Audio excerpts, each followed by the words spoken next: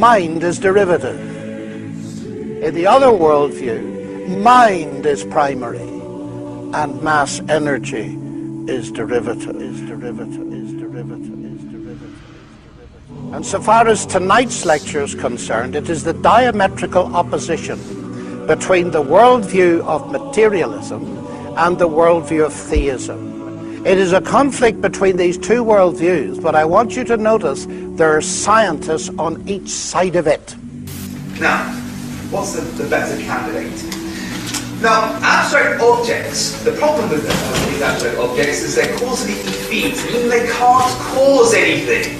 Like, for example, the number 1 can't cause anything. The simple law of arithmetic, 1 + 1 = 2, never brought anything into being. I wish it did. It never has put any money into my bank account. If I put £1,000 into the bank today and later another £1,000, the laws of arithmetic will rationally explain how it is that I now have £2,000 in the bank. But if I never put any money into the bank myself and simply leave it to the laws of arithmetic to bring money into being, I shall be permanently bankrupt. C.S. Lewis, with usual brilliance, grasped this years ago. The laws of nature produce no events. They state the pattern to which every event, if only it can be induced to happen, must conform. Just as the rules of arithmetic state the pattern to which all transactions with money must conform, if only you can get a hold of any money.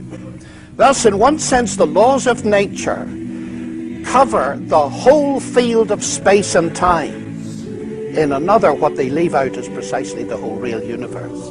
The incessant torrent of actual events, which makes up true history, that must come from somewhere else. To think the laws can produce it is like thinking that you can create real money by simply doing sums. For every law says in the last resort, if you have A, then you will get B. But first catch your A. The laws will not do it for you. Now, scientists love developing theories involving mathematical laws to describe natural phenomena, which enable them to make predictions, and they've done it with spectacular success. But most are aware, I think, that on their own the theories and laws that they find cannot create anything, let alone a universe. Yet Hawking seems to think they did. Professor Stephen Hawking says that modern science has established there was no need for God in the creation of the universe. In a new book, Hawking suggests that a theoretical framework known as M-theory can explain how the Big Bang was an inevitable consequence of the laws of physics. According to him, it is the laws of physics, not the will of God, that provide the real explanation as to how the universe came into being. The Big Bang, he argues, was the inevitable consequence of these laws. I quote, "Because there is a law such as gravity, the universe can and will create itself from nothing." Now, a supernatural being, or God, is an agent who does something. Dismissing such an agent, Hawking ascribes creative power to physical law. But physical law is not an agent. Hawking, it seems to me, is making a classical category mistake by confusing two entirely different kinds of entity: physical law and personal agency. Our physical laws are a description, usually mathematical, of what normally happens under certain given conditions. This is surely obvious from the very first example that Hawking gives in his book. The sun rises in the east.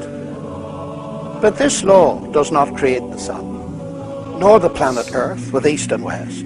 It is descriptive and predictive, but not creative.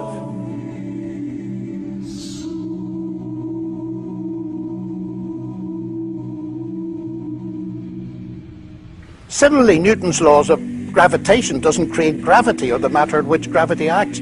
In fact, it doesn't even explain gravity, as Newton himself realized. But it's even worse. The laws of physics cannot even cause anything to happen.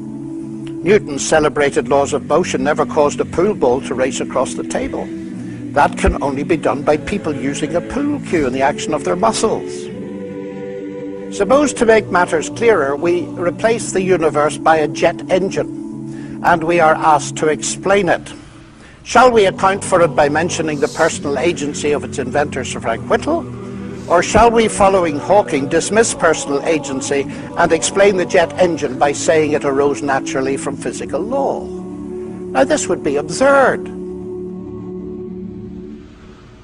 It is obvious we need both levels of explanation in order to give a complete description. It is also obvious that the scientific explanation neither conflicts nor competes with the agent explanation. They complement one another. It is the same with explanations of the universe. God does not conflict or compete with the laws of physics as an explanation. God is actually the ground of all explanation, in the sense that he is the ultimate cause in the first place of there being a world for the laws of physics to describe. Now, there's more to this, because the laws of physics can explain how the jet engine works, but not how it came to exist in the first place. Jet engine needed the intelligence and creative engineering work of Whittle. Indeed, come to think of it, the laws of physics plus Frank Whittle could not actually produce a jet engine on their own. There also needed to be some material subject to those laws that could be worked on by Whittle. Matter, ladies and gentlemen, may be humble stuff, but it is not produced by laws. I submit to you that the world of strict naturalism, in which clever mathematical laws all by themselves bring the universe and life into existence, is pure science fiction. Pure science fiction. Pure science fiction. Now, Hawking here echoes Peter Atkins, a colleague at Oxford, a well-known atheist, who believes that space-time generates its own dust in the process of its own self-assembly. Atkins dubs this the cosmic bootstrap principle, referring to the self-contradictory idea of a person lifting himself by pulling on his own bootlaces. Philosopher of religion Keith Ward is surely right to say that Atkins' view of the universe is as blatantly self-contradictory as the name he gives to it, pointing out that it is logically impossible for a cause to bring about some effect without already being in existence. Ward concludes, between the hypothesis of God and the hypothesis of a cosmic bootstrap, there's no competition. There's no competition. There's no competition. There's no competition. We were always right to think that persons or universes who seek to pull themselves up by their own bootstraps are forever doomed to failure.